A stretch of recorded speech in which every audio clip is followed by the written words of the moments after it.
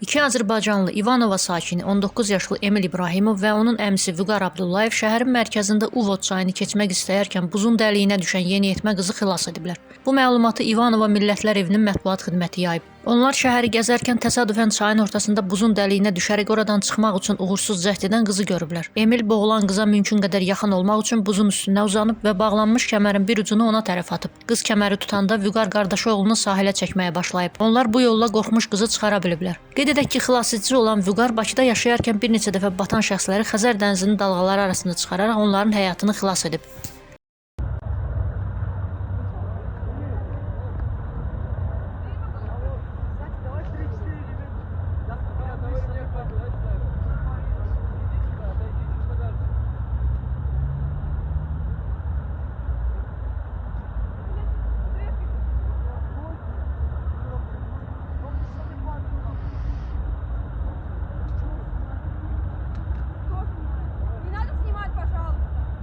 Хорошо.